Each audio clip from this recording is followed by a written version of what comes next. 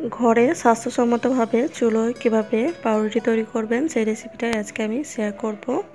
আর ঘরে তৈরি ব্রেডটা বাজারের ব্রেডের থেকে অনেক মজার হয় আর অনেক স্বাস্থ্যসম্মত। যাদেরকে ব্রেড তৈরি করা ঝামেলা মনে হয় তারা এই রেসিপিটা পুরোটা দেখবেন, আশা করছি আপনাদের হেল্প হবে।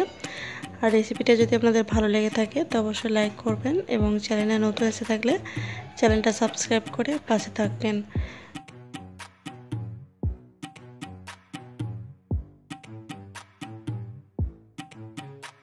প্রথমে আমি ইস্টটা অ্যাক্টিভ করে নেব। তো ইস্টটা অ্যাক্টিভ করে নেওয়ার জন্য এখানে আমি সামান্য পরিমাণ হালকা গরম দুধ নিয়েছি। এবারে দুধে আমি দিয়ে দিয়েছি 2 চা চামচ ইস্ট আর দিয়ে দিচ্ছি 1 টেবিল চামচ চিনি। চিনিটা নিজেদের স্বাদ অনুযায়ী দেবেন।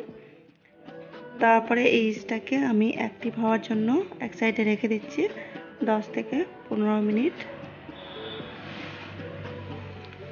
ইস্টটা আমার অ্যাক্টিভ হয়ে গেছে, দেখেই বুঝতে পারছেন।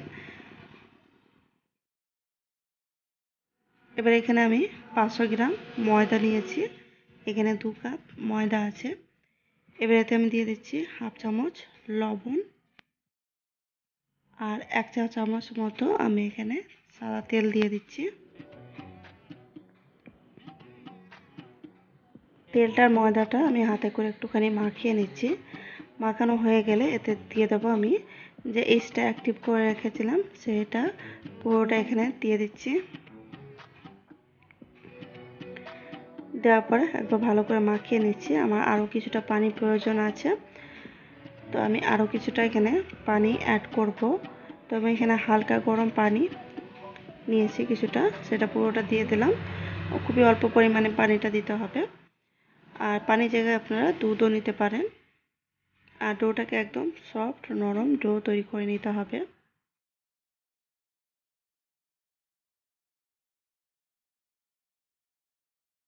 তো আমি আর পানি দেব না, এই পানিতে আমার ডোটা খুব ভালো করে ছেলে নেওয়া হয়ে যাবে।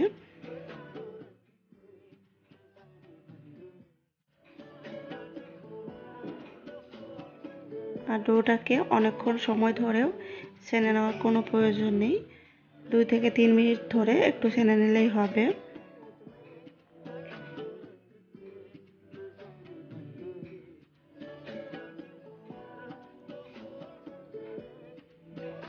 তো ডোটা আমার ছেনে নেওয়া হয়ে গেছে, একদম সফট নরম ডোটা তৈরি করে নিয়েছি আমি এখানে।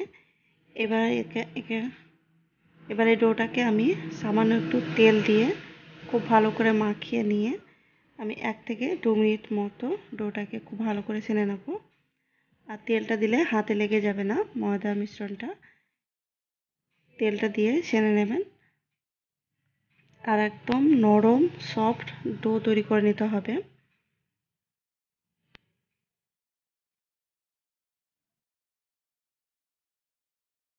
আমি ময়দাটাকে 2 মিনিট ধরে ভালো করে ছেনে নিয়েছি। এবার এটাকে আমি ফোল্ড করে তেল মাখিয়ে রেখে দেবো 1 ঘন্টা মতো, যাতে ডোটা ফুলে ডাবল হয়ে যায়। তো আমি বন্ধ ওভেনের ভেতরে রেখে দেবো, ওভেনটা চালাবো না, বন্ধ করে রেখেই আমি ওভেনের ভেতরে রেখে দেবো। চাইলে ওভেনের ভেতরে আপনারা একটা বাটিতে পানি রেখেও এই ডোটা পাশে রেখে দিতে পারেন, বা আপনার রান্নাঘরে যে জায়গায় গরম বেশি আছে সেই জায়গায় রেখে দিতে পারেন, যাতে ডোটা তাড়াতাড়ি ফুলে ডাবল হয়ে যায়। তো আমি এখানে বন্ধ ওভেনে ডোটাকে রেখে দেবো 1 ঘন্টার মতো। 1 ঘন্টা পর আমার ডোটা ফুলে ডাবল হয়ে গেছে, দেখতে পাচ্ছেন। এবার ডোটা থেকে সব হাওয়াগুলো ভালো করে বার করে দিয়ে আমি একটুখানি সেনে নিচ্ছি, যাতে হাওয়াগুলো ভালো করে বের হয়ে যায়।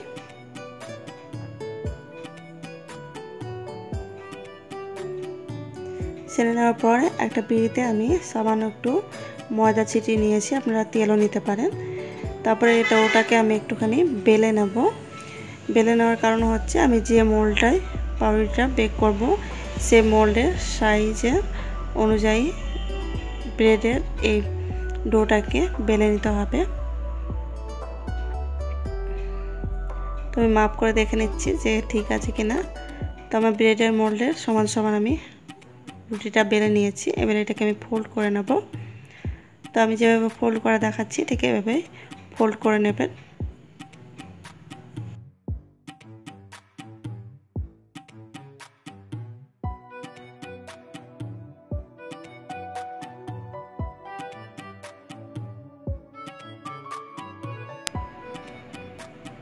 ডোটা রোল করে নেওয়ার পরে এখানে আমি একটা ব্রেডের মোল্ড নিয়েছি এরকম সাইজের।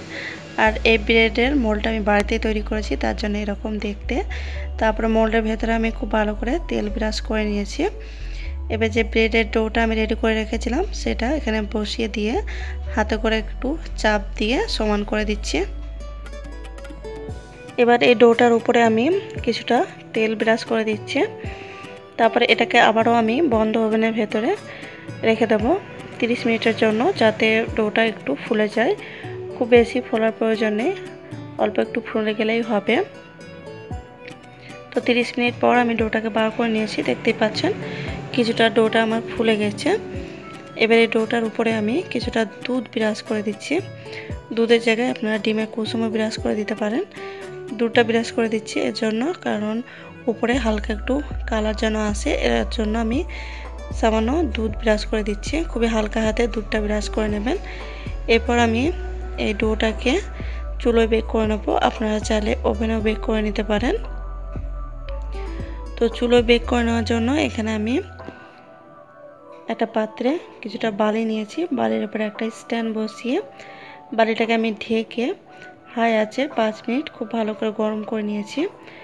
এবারে গরম করে নেওয়া পাত্রের ভেতরে আমি ব্রেডের মোল্ডটা বসিয়ে দিচ্ছি।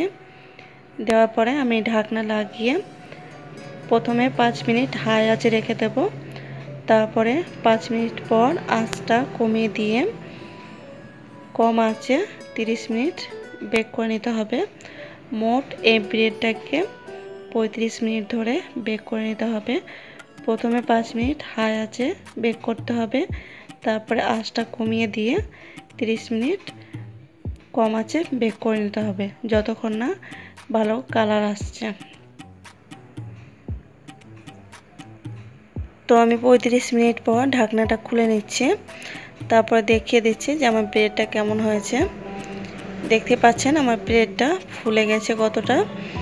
এর জন্যই আমি প্রথমে অল্প ফুলিয়ে নিয়েছিলাম ডোটাকে, কারণ চুলোয় বেক করার পরে ডোটা আরও ফুলে ডাবল হয়ে যায়। আর ব্রেডটা আমার একটু উপরে ফেটেও গেছে, কোনো সমস্যা নেই। এবং দেখতেই পাচ্ছেন হালকা একটু কালারও এসেছে। আপনারা চাইলে আরও বেশি কালার নিয়ে আসতে পারেন। আমি এর থেকে বেশি কালার নিয়ে আসবো না। এর থেকে বেশি কালার নিয়ে আসতে গেলে ধারগুলো যদি একটু বেশি লালচে হয়ে যায় তখন আমার মেয়ে খেতে চায় না।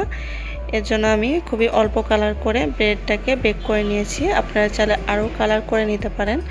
এবার ব্রেডটাকে আমি ঠান্ডা করে আপনাদেরকে মোল্ড আউট করে দেখাবো যে ভেতরটা কেমন হয়েছে। ব্রেডটা আমার ঠান্ডা হয়ে গেছে, ব্রেডটাকে আমি মোল্ড আউট করে দেখাচ্ছি। আমার ব্রেডটা খুবই সফট হয়েছে এবং খুবই মজার হয়েছে। বাজার থেকে কেনা ব্রেডের থেকেও ঘরে তৈরি ব্রেডগুলো খেতে অনেক মজার হয়। একটু ঝামেলার কাজ বটে, কিন্তু এটা খেতে অনেক মজার আর স্বাস্থ্যসম্মত। দেখতে পাচ্ছেন আমার ব্রেডটা কত সুন্দর কালার এসেছে, খুব বেশি পুড়েও যায়নি, কারণ আমি খুবই অল্প কালার করে এটাকে নামিয়ে নিয়েছি। আমি প্রায় বাড়িতে ব্রেড তৈরি করি আর সবসময় খুবই সুন্দর হয়, সবাই খুবই নাম করে।